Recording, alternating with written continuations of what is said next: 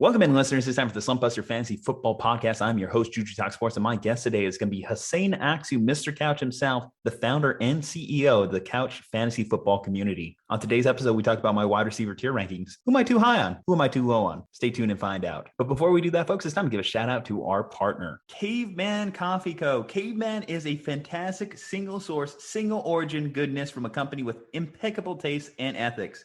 The people behind it are beautiful souls, and the coffee is delicious fuel for the never-ending quest to do better, be better, love harder, and enjoy deeper. Guys, I tell you, their Nitro Cold Brew is the perfect blend of energy and refreshment in the morning. Great way to start the day. But why stop there? They have their Mammoth blends, which I highly encourage you getting. They have their hibiscus teas, which are delicious. And guys, if you use our promo code SLUMP, you get 15% off your next purchase of any of these fantastic products. cavemancoffeeco.com, promo code SLUMP. Guys, don't be a chump. Use promo code SLUMP and get yourself a case today. All right, yo, it's time for the show. Mr. Couch, Judy Talk Sports, Slumpbuster Fantasy Football. Let's get it. Let's bust a slump and let's enjoy.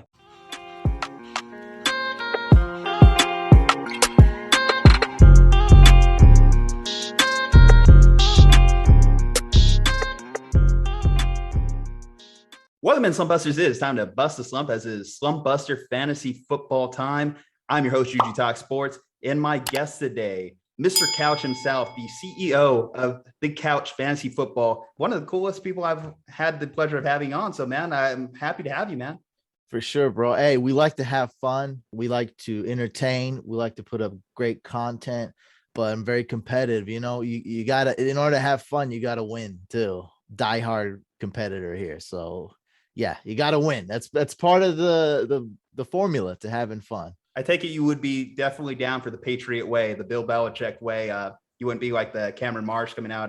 Man, it wasn't fun there. Oh yeah, for sure. You got to win. You got to win, man. Because I didn't have a lot of championships when I first started, and it feels horrible. And then once they started rolling in, oh yeah, baby, I love winning fantasy championships. Gotcha, Matt. Well, how did you get to this point? Because you built a huge community. I mean, hell, you filled a 96-team league in a day and a half. How's this journey been for you? What brought you to this point, man? You know, like when you draft, I like to zig when they zag when they zig. And I kind of did the same thing. I'm kind of a stubborn dude. And I just kept the people first, community first, and just kept pushing the YouTube and the videos. And it was a tough journey. It was about 7 years of failure. You know, everyone else that started around the same time as me quit in 2 to 4 years. And I just kept going. And then I just kept adjusting. And I was a late bloomer. And, you know, now that we're seeing success, and now that a lot of my content's free and, you know, I don't charge for it and I put the community first, I actually ended up being a better business decision at the end. So I'm happy, man. I think we have the best fantasy football community. I love my community. I love the Couch fam. So, you know, thank you for supporting me. And man, I'm ready to go. I couldn't be more excited, man, living the dream. Oh, definitely. I mean, talking fantasy football, talking football in general, isn't that what we're all just striving for too? And yeah, man, like, definitely inspiration to me in the industry. So appreciate you. I'm happy to have you on this one too. Definitely when we have breaking down the premier positions in fantasy football, it was either this or having you on the kicker breakdown, as I was listening to one of your recent shows. And I know you're good for a good fantasy sleeper on kickers every once in a while, but I think wide receivers are definitely a much more interesting category to talk about. Don't you think? Yeah. So I spent a lot of time with kickers. I like kickers, but that's kind of my point, is that because if you do spend a little bit of time and you do know how to find kickers, you don't have to go out your way. Like I'm with a lot of other people. Like I don't even draft a kicker if I don't have to, or I take one the very last because I'm able to get great value at it. I don't need to reach for Justin Tucker or Younghoe Koo because you know, people think he's cool, or Harrison Butker. I can find one in the last round, and they do almost as good as those guys.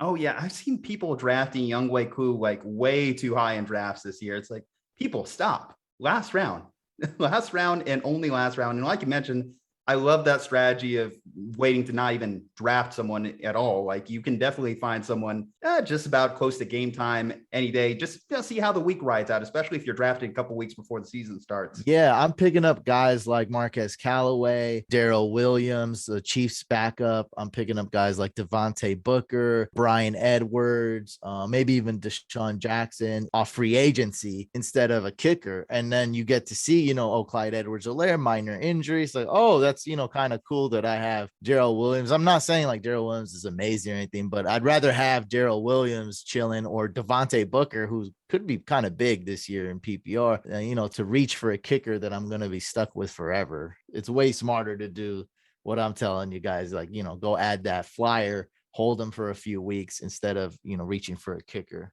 So I was listening to you on one of your recent pods talk about like a couple unique formats, and I just wanted to ask you about them. What has been the most fun format that you've come across in recent years? Yeah. So Guillotine League, I did it last year and it ended up my first year doing a Guillotine League, was surprisingly one of the most fun leagues. And, I put a little twist to it. We made it more like a Survivor reality show. And people earned an immunity. And I did like an image where people get exiled off the island. So it was just a lot of fun. And, every week it was a cutthroat week, saying goodbye to somebody, tweeting out and posting knife emojis that you're getting cut. So Guillotine League was a lot of fun. I've never tried a Vampire League. That sounds like a lot of fun. Have you heard of Yes, I've heard of that concept. Just a quick recap for our listeners here. A Vampire League is essentially one team sits out the draft, picks up their team exclusively off waiver wires, if I'm correct at this point, correct? And that's then the vampire. Exactly. That guy's the vampire. And if he beats you, he gets to take one of your players, probably your best player from your team, and you replace positions. So yes, Vampire League, it sounds like a hit. So have you got anyone buy in, make you the vampire yet? No. I haven't done it. Maybe I'm in too many leagues. That's another cool. I just want to mention it, but there's two that I'm really excited about that we did this year. So one is called the Captains League, and that's my team, my top followers. They work alongside with me. They help me with content. And so it's called the Captains League, and that's NFL realistic scoring. I feel like fantasy's backwards. So all we do is draft running backs early, and in the NFL, all they do is draft quarterbacks early, and quarterbacks obviously the most valuable position in real life, and quarterbacks obviously the most valuable position to getting W's in real life. And so we wanted to change that. There's obviously a movement to super flex, which does help, but I want to take it a step further. So in that league, we're starting only one running back, and it's tiered PPR. So they only get a quarter point per reception versus wide receiver, half a point, tight end, 0.75. And so running backs totally just destroyed them, right? They're not scarce anymore. They're not valuable. They're not getting drafted in round one. And it's super flex. And we get points for completions. Everyone gets points for first downs, right? Because Danny Woodhead, or, for those that don't know who that is, he was the PPR glitch, or, CMC. Now, if he catches a ball for -1 yards in most leagues, that's 0.9 points. Like, how are we going to reward that play so much? And look, I love PPR and everything. I'm just saying, like, and realistically, it doesn't make sense when a guy like Adrian Peterson back in the day, or let's say Gus Edwards now, drags defenders for 4 or 5 yards and gets a clutch third down. Like, it's 3rd and 4 and you run it with Gus Edwards and they know it. Like, that's crazy. And you pick up those hard 4 yards, that should be rewarded with fantasy points. Also, if you're killing it with completions, I think that should be rewarded. If you're just slinging it and you don't have a lot of incompletions or picks, that should be rewarded. And that one I'm really happy about. And then we also got a duo league. So 16 team league where each owner, you have to have a partner. So you have to co-own and you have to draft with your partner. So that one's fun. There's a lot of potential divorces happening. A lot of marriage counseling might be going on in that league. There was definitely some panic picks, miscommunications, and it was a lot of fun. That's something I probably don't recommend. It could be a mess, but because of the great community, we were able to pull off that too. A lot of fun there. Have you done many IDP leagues? It sounds like you would really enjoy that based off rewarding real life football plays. Actually, I personally hate IDP. I don't do it. Don't get this wrong. Like, if you guys want to do IDP or Dynasty IDP, go ahead. But I think there needs to be a movement to get that fixed a little bit. So people are doing IDP differently, and they're rewarding sacks and rewarding maybe pass deflections, and now, maybe even QB hits. They're getting better, but like, I need it to be better. Like, so a cornerback, you remember Richard Sherman, he never got targeted back in the day. And so how do you get fantasy points for being the best cornerback? Great point. You see what I mean? So but it could be fixed, but it's just very like it's something that's hard to discuss, like in an audio podcast, for example. Like, how do you fix that? There's some people that can't even handle fractional scoring. They're not good at, 0.1. They're like, oh, we don't do fractional scoring in our league because we're too dumb. Like, for those people, like, they're not going to be able to be in an advanced IDP league if you can't handle a decimal point. All right, before we get into the wide receiver breakdown, I got to ask you, Trey Lance or Jimmy G, who's starting the season? I noticed the Niners hats in your background. I honestly don't know. And I think that's the best answer to give people, is because if I had to answer now, have to bet, I would say Jimmy G. But that's what's so cool about Kyle Shanahan and John Lynch. Look, I opened the internet, right? My team has Matthew Stafford on their team. Everyone knows that we're trading for Matthew Stafford. It really didn't happen at all. And I opened the internet one day and like 100 people are making fun of me. And I get a bunch of these, and everyone, Vegas, everyone knows we're drafting Mac Jones at 3 overall. You see what I mean? I'm the only one that's speaking the truth. We don't know what's going to happen with these guys. Right now, I guess if I had to say, I'd say 51% chance Jimmy G is going to start. That's all I got. And I love Trey Lance. That's it. We just got to wait and see. I guess the one thing that's for certain between John Lynch and Kyle Shanahan, they really like fucking with the media, and I'm okay with it. All right, they just ran with it. I don't think they said too much. So they did what you said. They did mess with the people's heads just a little bit, but it was like, you know what I mean? They gave him this huge soup. All they did, they mixed it just a little bit, took a little sip. That's all they did. You know what I mean? The media handed them the full course. You know what I'm saying? Like, it's not on them. I saw so many Mac Jones photoshops. You're right, Matthew Stafford photoshops. Man, the internet's too quick with those. Yeah, Kyle Shannon and John Lynch didn't start those tweets and photoshops. Like, they didn't start that. Like, they didn't deny it. That's for sure. But hey, we don't. It works. You never know. Maybe a burner account on the side. There's some theorizing there. They'd never get caught with that though. They're too smart. Fair enough. All right, man. Well, let me calibrate where you are on wide receivers first. So, are we both in agreement that Devonte Adams is the number 1 ranked wide receiver in fantasy? I have him number 1, but I have Diggs 1B. So I love that strategy, as in, like, if you're gonna go round 1 wide receiver, I don't blink if I miss out on Adams, because some people even have Tyreek as the number 1 or number 2. So if I miss out on Adams and get Diggs, it doesn't even matter to me. I like both of them that much. Okay, well then let's go down the list here. Adams or Dalvin Cook? Well, I mean, I got to go Dalvin Cook. Adams or Derrick Henry? I'm going running backs top 4. Yeah, Henry. So versus Kamara as well? Yeah. Adam. Okay. Zeke versus Adams. See, with me, functional, I'd like to trade back. You know what I mean? That's why I like to trade back. But if we're doing, yes or no, I mean, I'm definitely going Zeke still here. Okay. And this one I know is where it might get a little interesting for you. Nick Chubb versus Adams. And let's assume full point PPR, since that's the most common format. Yeah, and so I got Chubb ranked a little lower. So now we're getting, like, our rankings are not looking like each other. This is pure ADP right ADP, now. I got you. Yeah. So it's way different for me. But with that, I'm going Adams because I can get that guy in round 2. I'm thinking a Najee or a Gibson. So I'm going Adams over Chubb. Okay, so more or less middle of the first round is where maybe we can start talking that first wide receiver off the board. I like to wait late. That's what I'm saying. I'd like to trade if I can trade draft positions. Not even leagues that do draft pick trade. I like to trade down because I can get Adams 10th overall, 12th overall sometimes. And if not, I can almost always get Diggs or Adams 10th overall to 12th overall. So that's why, I like to go back. It's really tricky drafting from the 6th spot. It's tough. Being right in the middle, I agree. Definitely when you're in those bigger leagues, I like to either be at the beginning or the end, right around when that snake turns the loop. At least this year, because then I have it as the big 4, right? After the big 4 running backs. For me, it's really tricky. Extension to this question, then, do you feel better about your team with 2 back-end running backs in the first round, or do you prefer better about your team with 2 elite wide receivers coming out of that first, second round turn?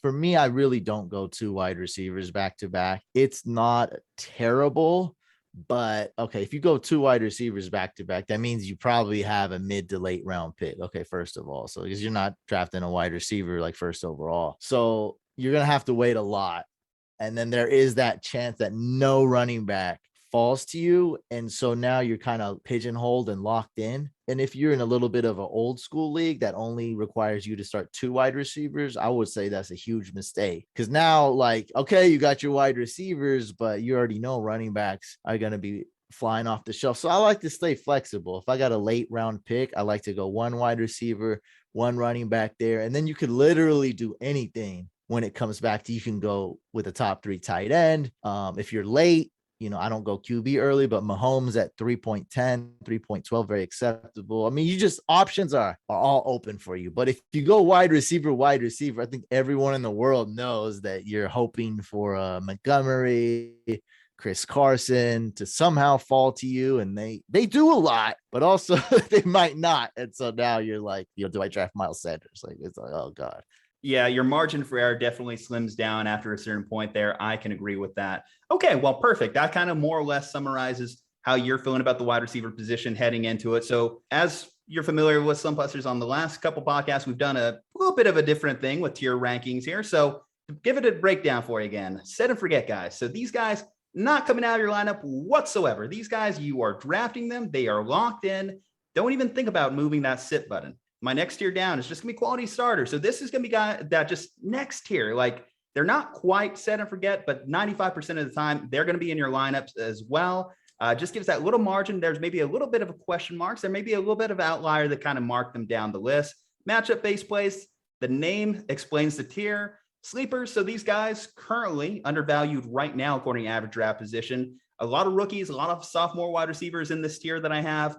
But these guys have the opportunity to exceed their current ranking. And then finally, fantasy journeyman. This is just the last tier because I never wanted to put like a do not draft tier straight up, because I respect that every league has its own little quirks about them and everyone has value occasionally week to week. So that's just kind of like the basic tiers I have. So right into it. Let's just jump right in. So set and forget the receivers I have listed here. And it's a handful of names. I felt good about these guys. Like if you're drafting them this high, if you're expending the draft capital, you're not going to move these guys out. Devontae Adams, Tyreek Hill, who we already kind of like said, are kind of like in that 1B, 1A, 1C kind of for a lot of people. Stephon Diggs right there, DeAndre Hopkins, DK, Kelvin Ridley, and I love me some Scary Terry this year. I love the quarterback situation out there. They have a man with a very impressive beard, which is something that my guest knows all about. Anyway, set and forget guys.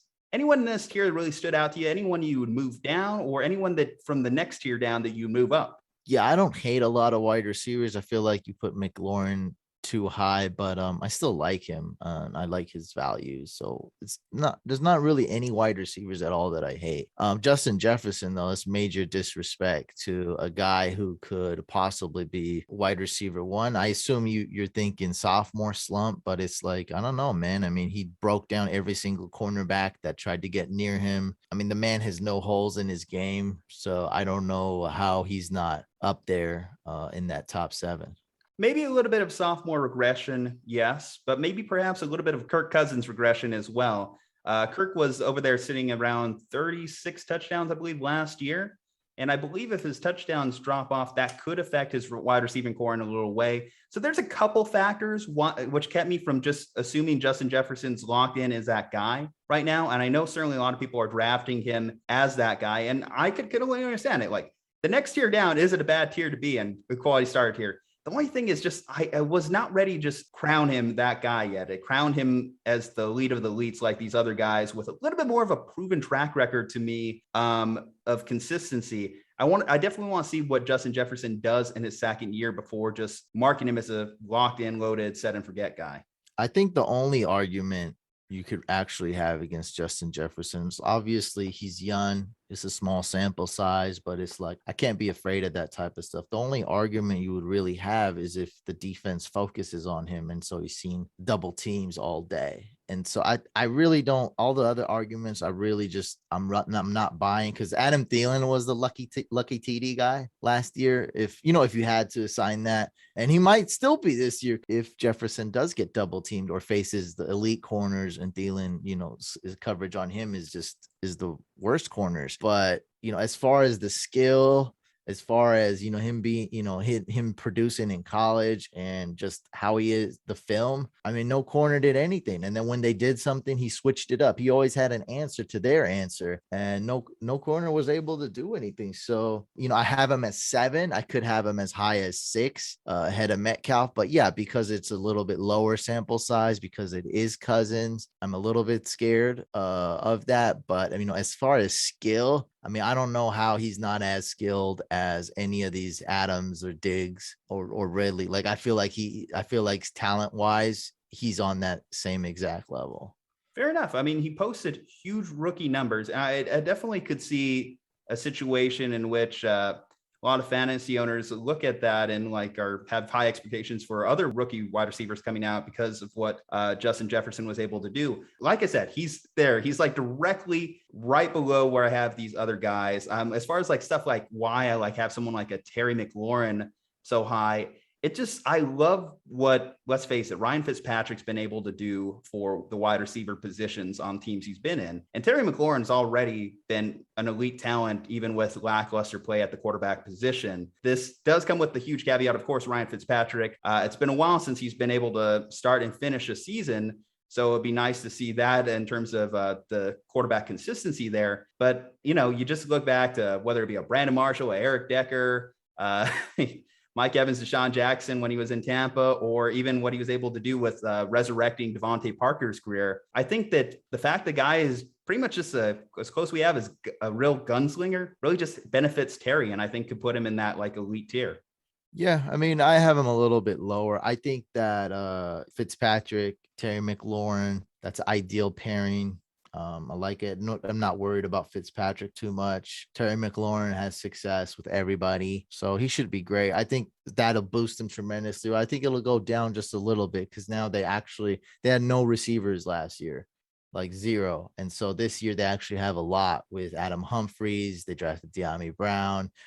They got Curtis Samuel, who gets some manufactured touches for sure. They got McKissick, they got Gibson, they got Logan Thomas. So all these guys can catch. So I guess not only knock with McLaurin is I see these top 7 guys could potentially be the best wide receiver in fantasy. And I really don't see that with McLaurin. So, it's just going to look really dumb if he does finish wide receiver 1 all of a sudden. But that's really the only thing. That's why I got McLaurin down, because I don't see him finishing as the best wide receiver in fantasy. But I do see that possibility for Justin Jefferson. We'll see. Hey, if he keeps feeding him every game and they just can't stop him, he's going to be a little bit tougher to double team now. They got other options too. I'm excited for Washington. I think they made a lot of good moves, a lot of smart moves on that team.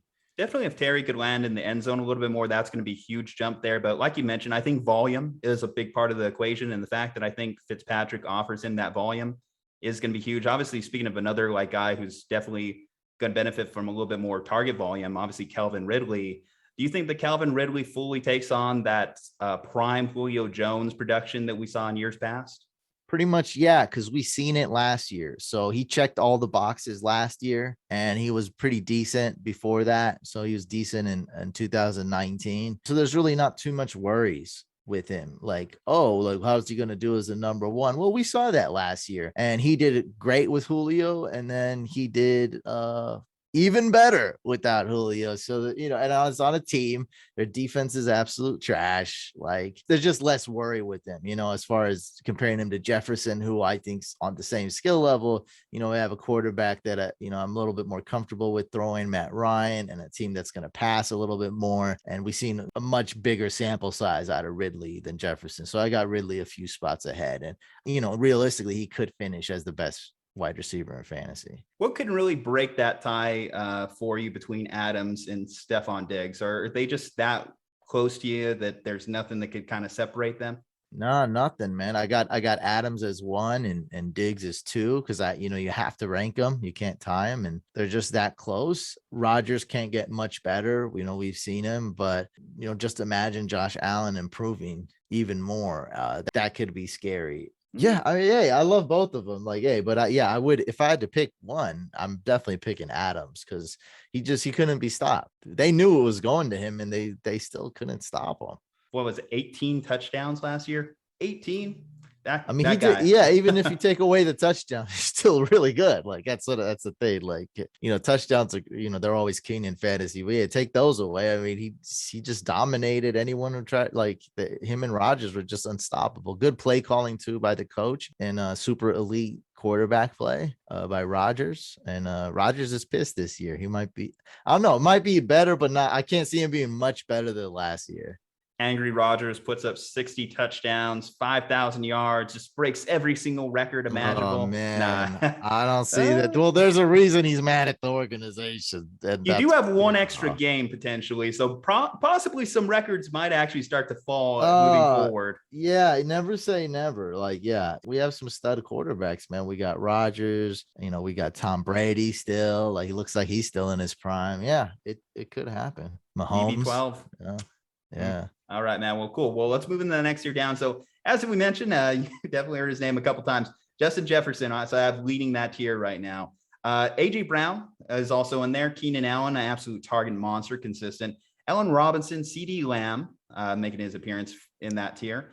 Mike Evans, Robert Woods, who I know is a questionable one. I know a lot of people are wondering what to expect out of the Rams offense. Probably his best quarterback he's had between the two, Jared Goff and himself, then again, I'm forgetting it's Buffalo time too. Tyler Lockett, Chase Claypool, Tyler Woods, Antonio Brown, Julio Jones, and Amari Cooper. So one thing I want to key on here. So I have both the Tennessee wide receivers in this tier. I was wavering on Julio. I was like, can I really say Julio's a matchup-based play? Nah, I don't feel too good about that one. So I ended up moving him back to the bottom of quality starter tier. What do you make of this? Do you think it is going to be a pretty even split, a 60-40 split? Or do you think the fact that they're going to want to feed the new guy could interfere with AJ Brown's production?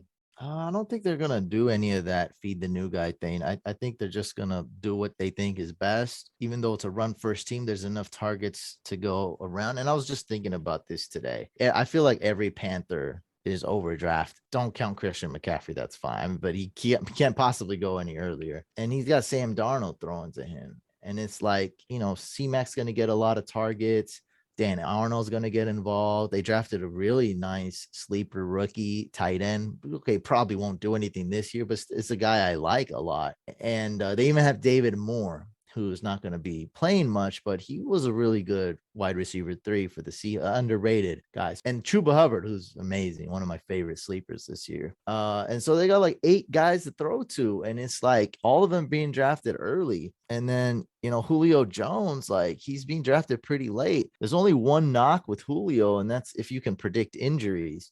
And he has had his fair share of injuries, but I think he's going to be fine. Matter of fact, you guys you listed off are extremely close to my list that I got. And so they're very close to my rankings. And so I agree pretty much with everything. And I think it's going to be just fine because, no one's drafting Josh Reynolds usually. And I even like Anthony Ferkser a little bit, but no one's even drafting him. But everyone's drafting all the Panthers players. Like this isn't 2013 Peyton Manning's Broncos, guys. It's not the same thing. And I'm not hating on the Panthers. I like Robbie Anderson a lot in redraft when he goes in round 8, late round 8, that's great. But now he's all of a sudden like your wide receiver 2 in some drafts. You don't want Robbie Anderson, your wide receiver 2. Sam Darnold's throwing the ball. How many targets Christian McCaffrey is going to get in a game, right? Like 7? Sometimes 10, probably around that 7 to 10. I should imagine built into the playbook.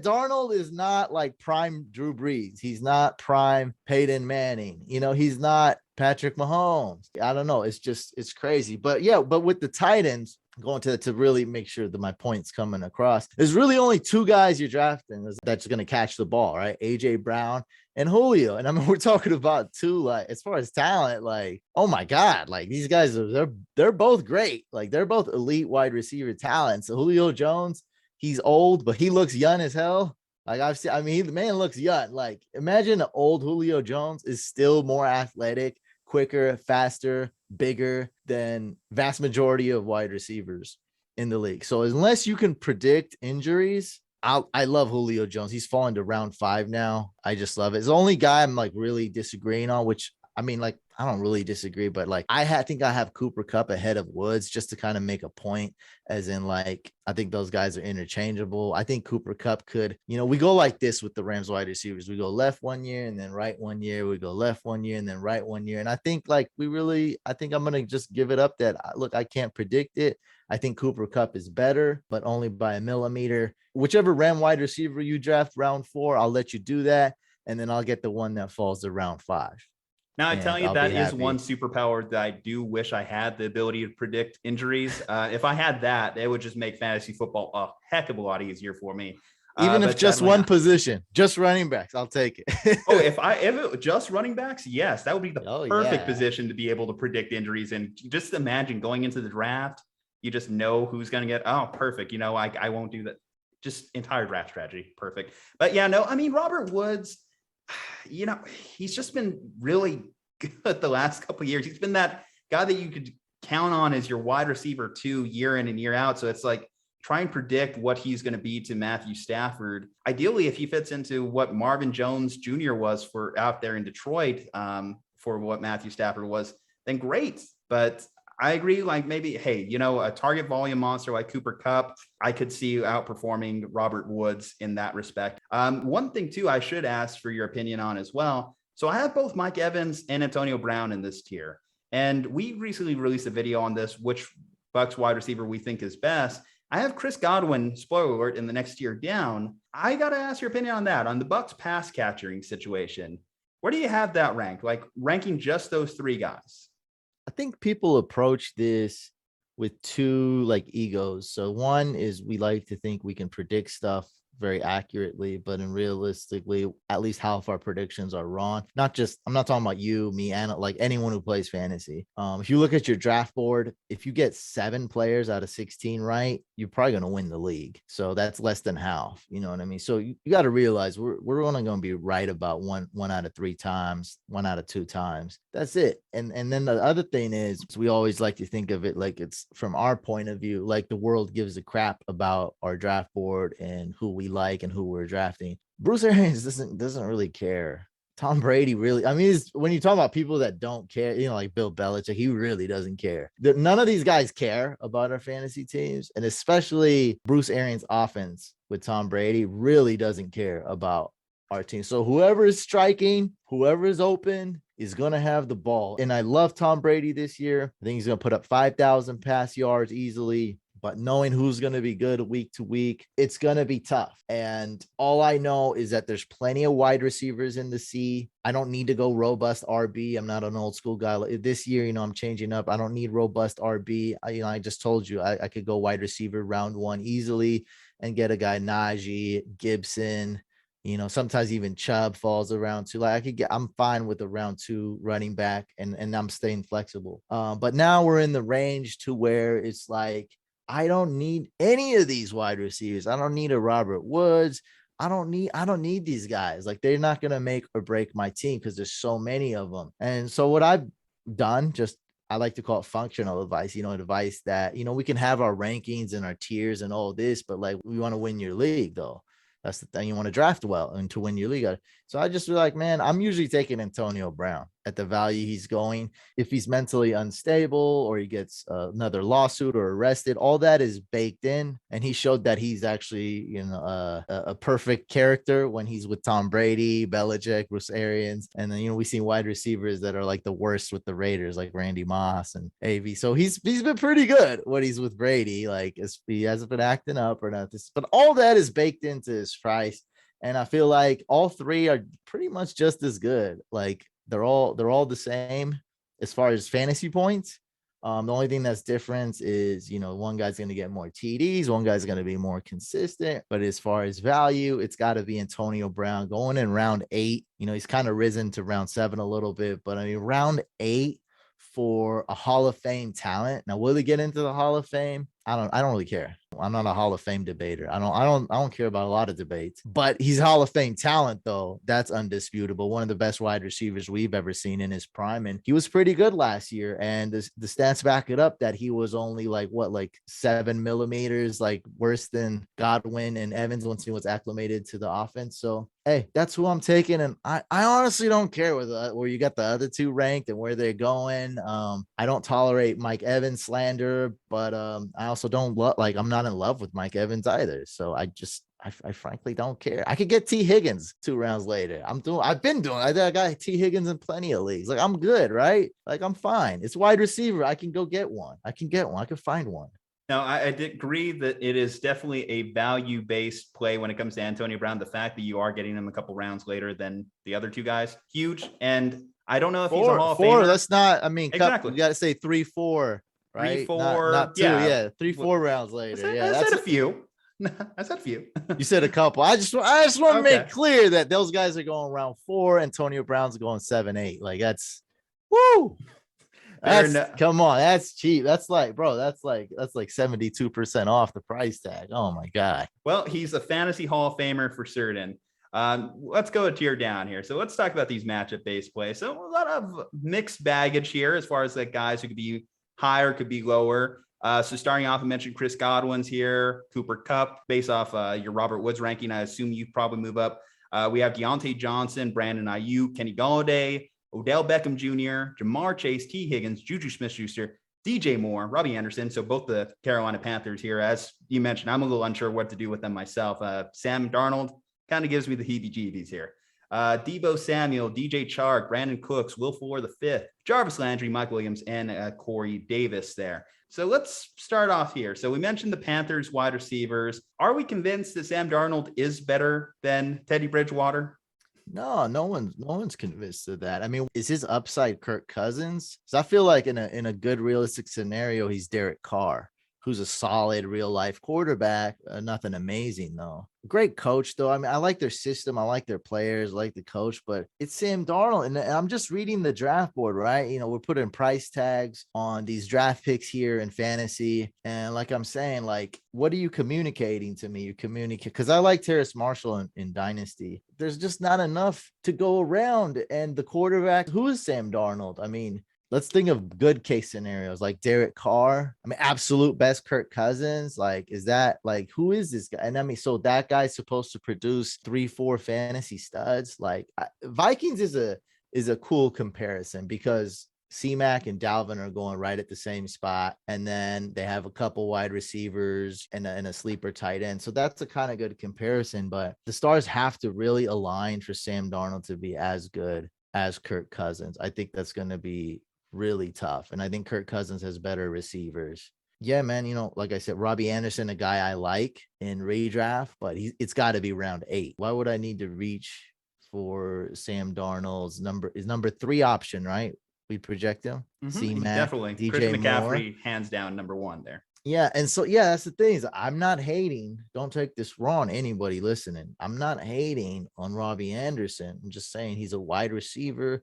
I don't need to go out my way to get him. I mean, I'd rather draft Justin Herbert, Russell Wilson, Aaron Rodgers, like solidify a nice elite quarterback than to go get Sam Darnold's 3rd option in the pass game.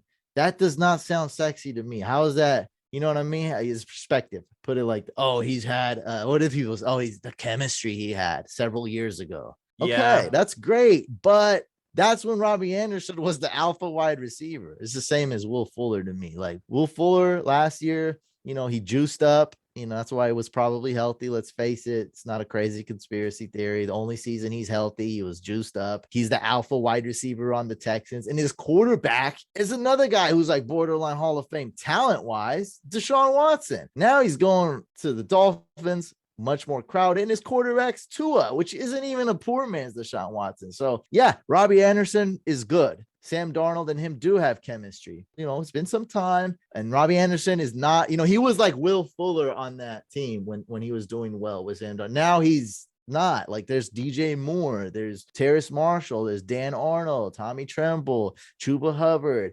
C-Mac. These are a ton of names. And you were looking at an inconsistent guy in Robbie Anderson. So round 8, I'm in. Round 6, I'm way out. I'd much rather go quarterback, or I don't know if Hawkinson or Andrews would fall that far. Probably not. But I mean, much rather go get a top 6 tight end. Sounds about as sexy as a case of mono there. But all right, let's talk about a situation near and dear to us here. The Niners wide receiver situation. So a lot of people obviously, and I was myself included, high on Brandon Ayuk, but it's just trying to project what's going on with the quarterback position as well, which we kind of talked a little bit about. But obviously, too, you have George Kittle there, run first team. How are you feeling about the wide receiver situation for the Niners between Ayuk and Samuel? Ayuk, this is just trends I'm seeing. I don't know. Let me know if I've been seeing Robbie Anderson go earlier in my personal drafts. I don't know, because he was like round 8, 9 when people draft in way too early. Now he's like round 6, 7. Is that the case with you or no? Let me see here. What's his ADP? His ADP, and let me scroll down. We're doing it with Fantasy Pros. That I am. Got to get that aggregate going here. So wide receiver 32, going at a number 82 draft slot. So 12-team league. What is that? Round 7. Right. Which means, yeah. So I'm about kind of right. Like he occasionally goes round 6, or a lot of times goes round 6, but mostly goes round 7. Let's see why Ayuk is going 62. So wide receiver 23. So he's flying up based off that. Yeah. And so that's the thing is like Ayuk, I'm a big fan of his. I think upside's off the chain. He's great. The thing is that vast majority of people, analysts, and people that play fantasy, they're higher on Ayuk than me. And he's another guy, like you said, he's rising up. So there's not much value there for Ayuk on a team. Shanahan's another guy that kind of doesn't really care about your fantasy team. He could have George Kittle block on 92% of plays if they're playing against the Packers and running up the gut. He could go with 4 running backs 1 week. He really doesn't care. And the Niners, I think, are a really good winning team. Like Shanahan has proven that he can win. And so Ayuk, he just went round 4 in my home league. That's pretty gross. It's a traditional old school league, 2 wide receivers minimum, 1 flex. I just don't really see you needing Ayuk. Now, late round 5, I love it. That's kind of going with the other guys we were talking about, like that's great. If he falls past them, like you see DJ Moore go, Robert Woods go, Kupp go, Godwin go, maybe Amari Cooper go. And now, Ayuk, that's cool. Like if you believe in his upside, because I love him. But the real value, this is actually exactly like AJ Brown, Julio. So AJ Brown is Ayuk. Okay, just 1 notch down, or 1.5 notches down, whatever. And then Julio Jones is Debo, injury prone, whatever. I'm not calling him injury. I'm saying this how people view him. Injury prone, second fiddle. And so it's like, I'm taking Debo in a lot of drafts. I just took Debo in round 11 a few weeks ago in a super flex. So to be fair, that's more like round 9.5, kind of. But still, I think Debo is worth a late 8 round pick. And if I get him at round 11, 11, I think it was. So I got him round 11. That's a value. And Debo is a guy he's a really good running back. He's a great football player. In college, he was a pretty good receiver when it came to tracking the ball, catch, like doing regular wide receiver stuff, route running. And I've heard he's been working really hard on it. And so he could take a huge leap forward. Only knock on Debo is his injuries. And so if he can somehow stay healthy, that's going to hit. He's another guy just like AB. I mean, he's falling so much. No one's talking about Debo, bro. Everyone's talking about Ayuk. Debo is forgotten. That's where the value is. Debo. You can get him as your wide receiver 4. I think part of that is out of sight, out of mind with the injuries that you mentioned. In fact, before the Los Angeles game, I remember he was dealing with a hamstring injury throughout the week. Glad to see he was out there, though. So he's playing tough. He's playing through there. Yeah. And definitely, I love how the Niners are able to utilize him. But yeah, you're right with this one. The tough thing about the Niners is just they really don't care about the fantasy production, especially too when you're talking about their pass catchers. Like I said, it's a more run first offense. They'd rather, like you said, just run it up the gut on you, run it down your throat, than have to really utilize the passing game. And that's definitely affects both Debo and Ayuk negatively. But if Ayuk is going in the 4th round, then like you mentioned, I want to just be more accurate. So what you're saying is right, but like that's what will happen 1 out of 4 weeks. They'll run it up the gut. They'll do that. But some weeks they'll air it out. There'll be some high scoring. It's Shanahan, every now and then. I think even going back to their high end of it, 2019.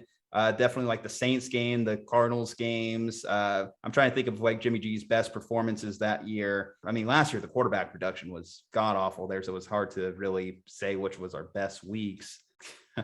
I'm just picturing a highlight. I'm picturing a highlight. He's going to do what he thinks is best. Shanahan's going to do what he thinks is best. And also, if the defense can't stop a nosebleed and defense is trash or the game script, like obviously, Niners gonna run. So I'm just saying, like, it's not like just run, like it's not that gross. But yeah, you're gonna get some stinker weeks though. Unfortunately, Kittle's going to get 2 catches 1 week. Devo's going to get maybe 1 or 2 catches 1 week. That's going to happen. I just want to make it super clear that will not happen every single week. It's not that bad. It still should be a potent offense. Some weeks you'll be like, wow, like what's going on and here? That explains the tier, matchup-based tier. I mean, yeah. Okay, looking for the right matchups here with those guys there. Last person I want to highlight in this one, just because he is a very polarizing figure in the fantasy community, Odell Beckham Jr. Obviously, elite production at the early part of his career. Injuries have derailed the majority of it. Trade to Cleveland has been mixed results.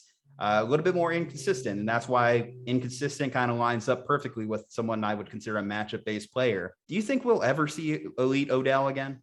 Let's just talk not exactly fantasy per se, but he's never going to be tier 1, right? He's not Justin Jefferson. He's not deep threat like Metcalf. He's never going to be on that level. That's not going to happen. But he doesn't need to be at the value he's going at. I think the main concern should always be injury with him. He hasn't been able to stay healthy. So that's a major concern. The second concern with him is chemistry with Baker. I think everything else actually is good because all these other things are just narratives. Like we haven't seen him get released. We haven't seen him get traded. So all that other stuff is kind of speculation. Like, is he a good fit? Should we trade him? Those aren't the facts. I mean, if we go on right now, the Niners would have, like I said, Matthew Stafford and Mac Jones right now. That obviously didn't freaking happen. Like that's not reality. On my Twitter timeline, that was all facts, by the way. So that didn't happen. So this is what I know. Odell's a big talent. He was crushing defenses last year. Also, Baker was missing him. They didn't have good chemistry, very inconsistent. But as far as how he looked, his explosiveness and how he was just crushing the defense, he's the high risk guy. He's the low percentage guy because he's running the deeper routes. But he was winning them. He was destroying them. He was looking good. Just Baker and him weren't on the same page. And I think all that's baked into his price. I think the price is just right for Odell. There's some guys that go all over the place, like Julio Jones and Amari Cooper, like they can kind of vary. Terry McLaurin's a guy who kind of varies where he goes. Like there's a lot of these guys that vary. Jamar Chase is a guy that varies a little bit. I can't think of any. Galladay, I guess that's a guy who varies a lot. There's a lot of guys who vary where they're going, but this guy, Odell, like he just like I feel like once it's like 6.10 or 6.06, like someone has to draft. Like he never goes in round 5. And he never goes in round 7. That's just what I've seen. I've done a lot of mocks, and I'm just going off my memory. I think that's even better if I remember right. That's even better than usually looking at ADP because I get to really see the flow. I get to see how people think. He always goes like it's 6.03 Odell, like it's 6.06 Odell, 6.10, like smash Odell. That's the only thing that sucks with him is like in round 7, I would just smash the draft button all day. What's his ADP exactly so we can be accurate? It's okay if I'm wrong. ADP currently at this time. So I just find that he's always going at that spot. And so I can never just get a huge steal on him. But I did draft him in 1 league so far. And I'm very proud of that. It's a big risk, but if him and Baker could stay on the same page and he could stay healthy, which is, 2 big ifs, I think he's going to be a super high end wide receiver too. And he's going to crush it. Right now, wide receiver 26 and his draft position is 69. Nice. But anyway, yeah, no, I mean, definitely So the I was variance. right. It's like, Yeah, I think that's right, like right around there because mid sixth round or something yeah, like exactly. that. Yeah. He always goes there, dude. Like someone always like they always that's the only like Robbie Anderson, another guy who might go early or late. Like a lot of these guys, like LaVishka, that's another one goes super early or super late. Like you don't know, but Odell Beckham is like, he's got a big name, I think. And so people see him climbing up that pre-draft ranking or Q, whatever, whatever the available player list. Once you see that Odell's usually the biggest name, like someone's got to take him round 6. Like he's not going to stay atop of the available player list for much long once you hit round 6. I always like to look at people's like psyche, who people are talking about. I don't know, maybe we should talk about Jerry Judy, because that really goes into what I'm saying right here when you talk about, who's hot, who's not, who people are talking about. Well, I guess that's a perfect segue then, because the next tier down is sleeper. So as you mentioned, Jerry Judy, definitely a part of this tier. One of the other names in here, and this is kind of a little bit of a cheat, but Michael Thomas, just because the injury has sent him going down draft boards enough to where it's like, wow, if I could get Michael Thomas in round 5 or 6, okay, well, goody me there. Oh, that's too early for me, dog. It's a little too early for you. Well, but he falls to round 7 most of the time, I feel like. Okay, well, hey, still, if you're getting Michael Thomas that late in a draft, that's as close as I can think of being a sleeper in terms of where you're getting him relative to what the production he can put out. Yeah, the upside's pretty insane. Yeah, exactly. Devonte Smith, Cortland Sutton, Laviska Shenault also in that tier. Curtis Samuel, Jalen Waddle, Michael Pittman Jr., and Henry Ruggs III. So you mentioned him, Jerry Judy. One of the big things that has been mentioned, I've heard from like Broncos Twitter, is that Judy has a great rapport with Teddy Bridgewater, not as much with Drew Lock, whereas Drew Lock loves Cortland Sutton and not as much Jerry Judy. What do you make of that as far as the quarterback situation? Because I think that it plays a big part into this guy. I think it's true. I think I believe it. I think it actually doesn't matter, because it's all about where guys are going and where you want to take them. But Jerry Judy, well, okay, first of all, I'll take a step back. The first thing with wide receivers, probably should have said this in the beginning, my most important thing is know your scoring settings. So if it's full PPR, half PPR, you got to know that. That's stupid basic. I mean, it's almost, that shouldn't be said. Actually, what's more important, know how many wide receivers you're required to start. Most people now you have to start 3 wide receivers minimum. You can start up to 4 wide receivers. Is that right? Most people play that like that now. Pretty much. Most of the leagues that I've started up or been in, 3 wide receiver leagues, I think it's because people like that real feel of the game. You mentioned relating it as close as possible to real life NFL football. Yeah, I feel like 3 wide receivers, especially with how deep the position can be at times. See, that's exactly why it's been done. And that's exactly why you need to look at that. Some leagues, some caveman leagues, like a couple that I'm in, I'm the commish, so I'm guilty of that. But that's another story. Like we do a live in-person draft party, and we want to keep it 16 rounds, and we don't want the draft to take 6 hours, and the board is 16 rounds. Exactly. So that's why we've always just kept it. Like I'm with 3 wide receivers. I think. And by the way, Caveman Coffee Co. promo code Slump, save 50% off. Caveman. You mentioned Caveman, had to throw that in. What's there. Caveman Coffee Co.? Delicious 3 espresso drink that will definitely wake you up in the morning if you have a long podcast day or a lot of mock drafts. Bro. Hey, promo code Slump, cavemancoffeeco.com. Don't be a chump. Use promo code Slump.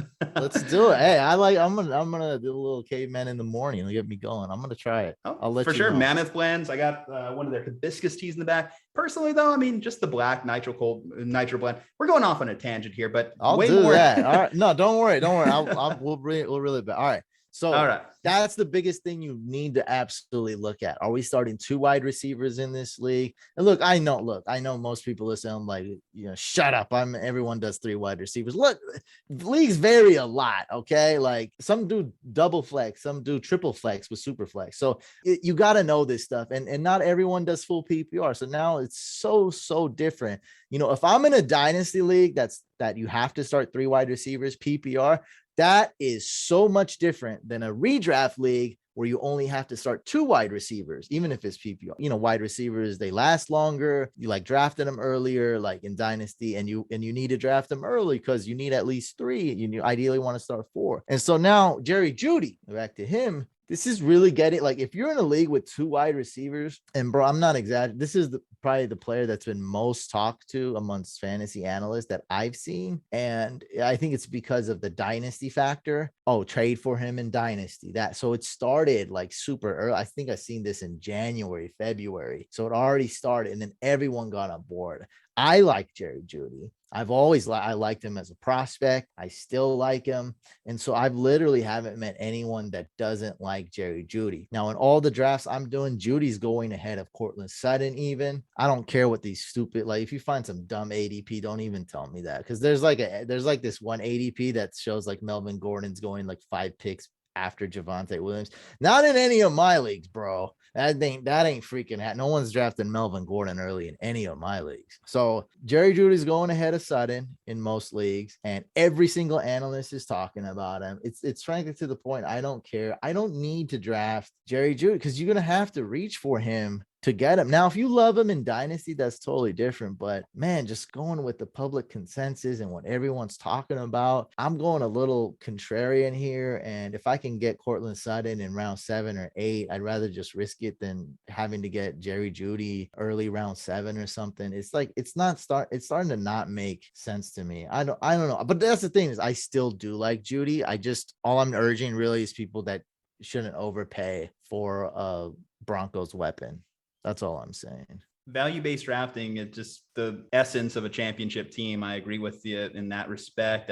When it comes to Cortland Sutton, the only thing I'll note there is in the last couple preseason games, I believe he still had on a little bit of a brace. So you can only hope that he can get healthier throughout the season as things develop, because right now, obviously, a receiver with a brace is a huge hindrance to anyone. You like those guys huge warning you should put out for sure, but that's also being baked into his price, because he was going, him and Galladay when like ages ago, we're going like round 5.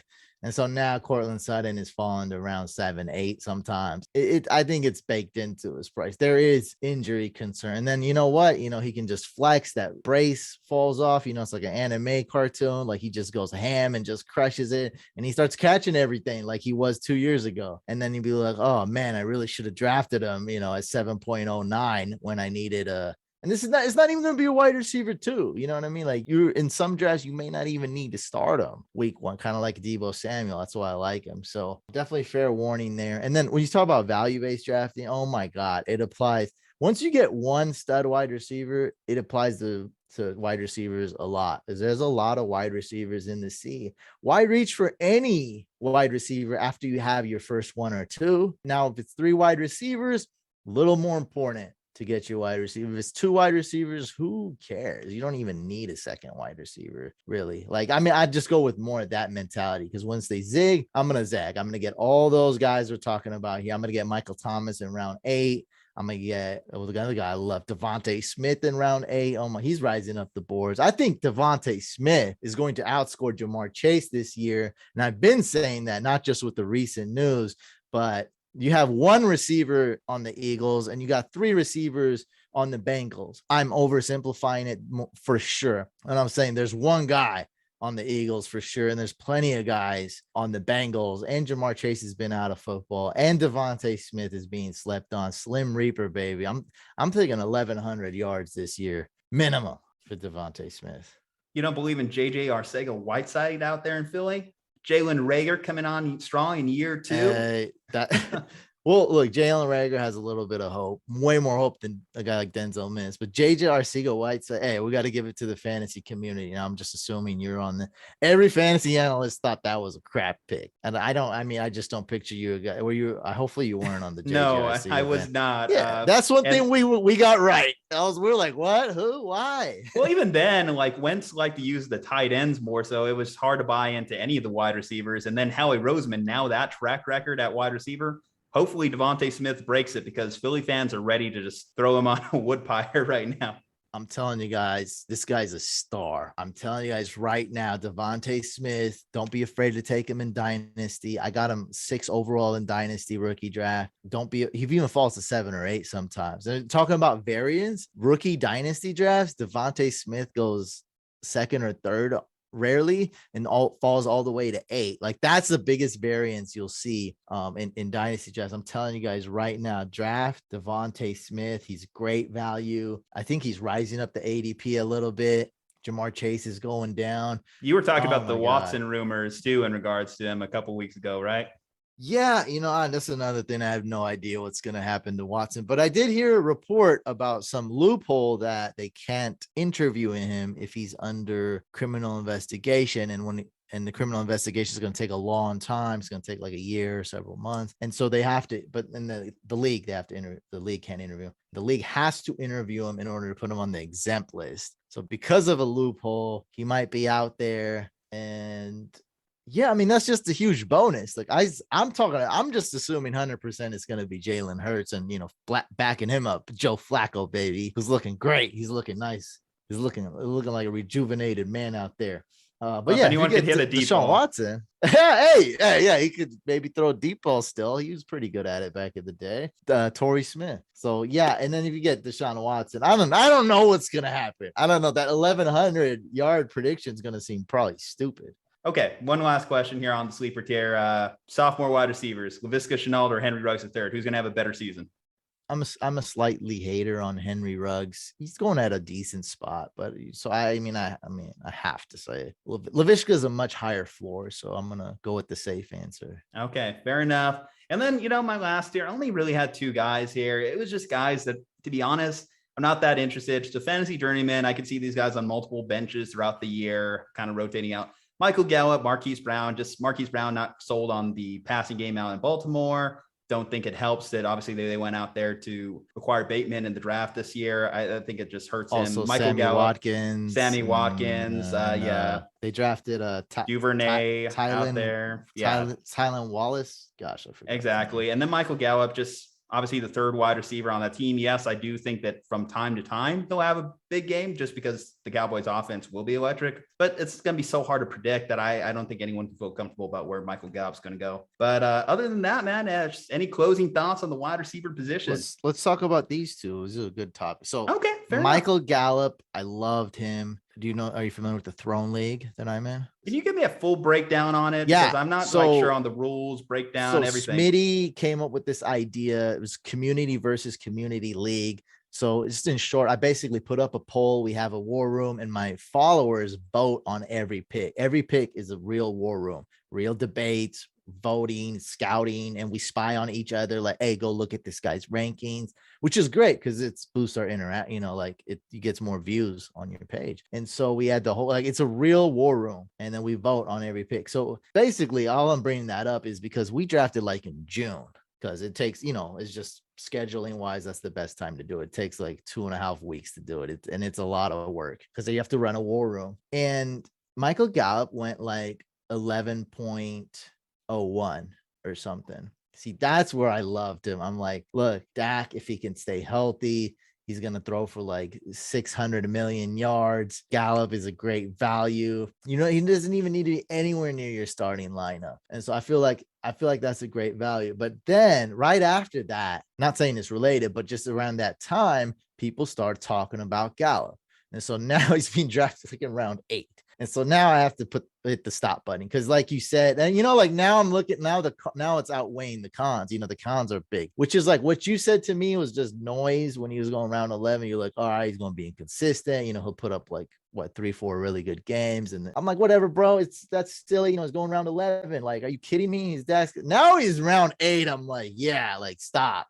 No. Let's go back in time. No, don't do that. Hit the stop button. Because now you're talking about he's your flex now.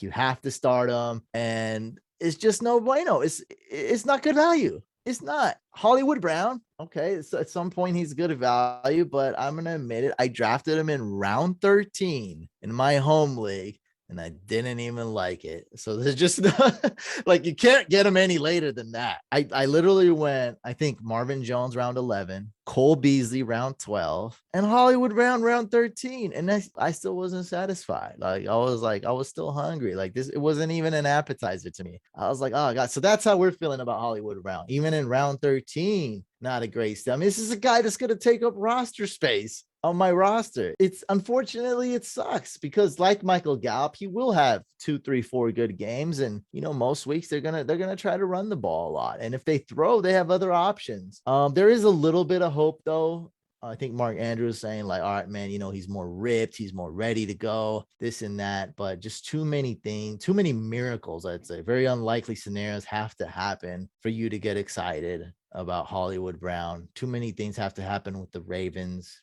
and with Hollywood. Like Hollywood Brown's got to improve. They got to throw more. They got to do 3 wide receiver sets more. He's got to hit the deep ball better. I think they had the worst or second worst drop rate in the NFL, the Ravens last year. I don't know if I'm right, but it seemed like the Steelers and Ravens dropped a lot of balls last year of those 2 teams. So yeah, unfortunately, man, Ravens wide receivers, I can't stand by it.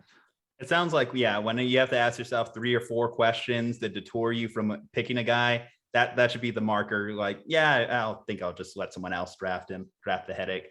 I think Shannon Sharp once said it best too. The problem with Hollywood Brown is he plays like Marquis Brown most of the time and still has to earn the nickname Hollywood. That wraps up the wide receiver breakdown there, the wide receiver tier breakdown. Is it just ever like take you back to like to reflect on how big of a community you've like built up and everything that you've done at this point? Because like I said, man, it's super impressive and it's an inspiration for someone who's just kind of like gaining going like me. Not at all, man. I'm very, very competitive. Yeah, I just don't think like that. Like I look at the numbers and I want more like everyone else. I'm not anywhere near as obsessed as everyone else is about numbers. I'm very blessed, very grateful for the quality of the community above the the quantities doesn't mean as much. The quality does. Like I said, I got my couch captains. We got a Discord. We got a war room. We all go hard. We're all voting on the Throne League. We're everyone's helping out each other. A very positive, totally not toxic, not annoying vibe. And that's what I'm most proud of. And it's cool. We just had our couch draft party, best draft party in the world. That's what I love. And people watch that video. It's like a short film and people get pumped and enjoy it. I mean, that's all I wanted. Like, I just want people to love the content I put out and for it to mean something to people and for people to have community. And for fantasy football, it's always remember, it's supposed to be fun. It's supposed to be an escape from real life, whether you have a boring job or whether, a lot of things going on in the world or with your family, which, it happens a lot. And this is just, I think this is the best escape. And, that's all I really care about, man. Obviously have success and want more success. And I never take it for granted, and failing for 7 years definitely puts it in perspective. But I won a ton of leagues last year, like a lot, like insane amount. And I'm just as hungry, man. It's all about, I want to win. I want to do the same thing again this year. Let's go. Let's get those W's. Stay hungry, my friend. What are you working on next? What can I expect to see from you? What can the listeners expect to see from you? Well, by the way, how much production went into that draft party? Because that looks sick, man. The cameras, the everything. Yeah, it's awesome. Insane. It's all, they help me, but I mean, as far as like video, it's all me. So I'm working 4 cameras. I know it doesn't, and I'm drafting too. Well, because people can make fun of me, so I gotta draft. I gotta bring my eggs. So I'm drafting, I'm hosting, and I'm working 4 cameras. 2 of the guys are really good photographers at the league, so now we're at 6 cameras. They're taking photos. Yeah, we got the podium, we got the turducken.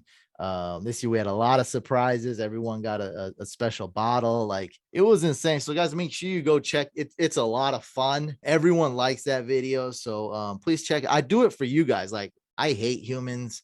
I hate organizing parties. I'm not an in-person dude. I like doing this stuff. Zoom was like, this stuff was meant for me. I don't even like doing that stuff. I do it so I can create a really dope video that's pretty much like a short film, and so people can watch it and they're entertained and they like it and they get hyped. It even cheers them up for 10 minutes in their day. That's what I do. I love putting that out. I'm working on sleepers and bust video right now. So I got a lot of good content, but guys, make sure you check that video. If that's it, I mean, if you don't subscribe to my channel, which I'd love for you to do, make sure you go to my YouTube and check out that draft party video. Give it a rating, bro. Like, if you're doing a 5 stars or 10 or out of 10 on IMDb, what would you rate that? Honest answer. What would you rate that short film, the 2021 couch draft party? Or grade the video like it's a film, like it's a movie. Okay. Let's see here. I don't want to be cheesy and say like 10 out of 10. Dude, what if bro, I said what if I give you like a 9 honest. point? What if I give you a 9.5? Because like I said, for like, you know, an independent creator, you know, this is all you know, like I'm the editor, images. I'm the organizer, I'm the videographer, and a lot of it's got to be one take too, because we don't have to, and it's like 100 degrees, by the way. So exactly. The fact you're not a huge ESPN production or something like that quality, man, like seriously, that's like at least a 9-star, you know, a 9 out of 10 by my books. So 9.0 out of 10. Let's say 9.0. So 9. All right, what do we got to do 10 just because, you know, I mean, what do we got to do? James Cameron isn't directing, and there hasn't been like a big CGI fight sequence in the back. That's probably the difference between a 10. But you know, hey, teach their own. You know. Oh, so like gotta have Martin Scorsese writing dialogue. No, Quentin Tarantino writing dialogue. There we go.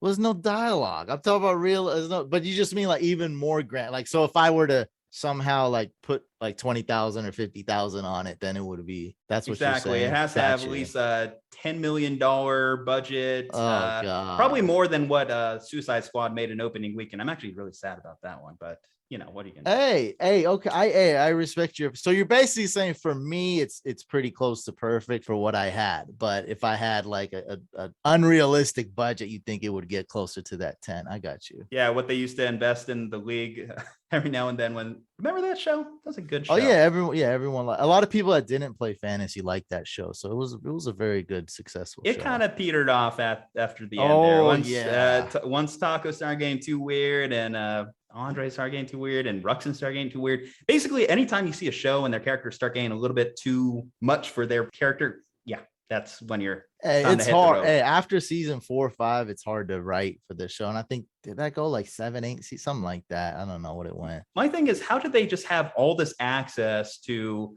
these random NFL players? Just these are supposed to be just random suburban white dudes, right? Like, and they're just, oh yeah, you know, Josh Cribbs, Jay Cutler, yeah, just hanging out with them. Well, that's not realistic, but you know, with the show Entourage, like everyone loves cameo. So you got to, like, I'd rather have that unrealistic cameo than not. Like, it's cool. Cameos are great. Yeah. Is it realistic that you'd run into 4 Chicago Bears players like in one season? No, but I'm just hanging out with Adrian Peterson, Matthew Berry.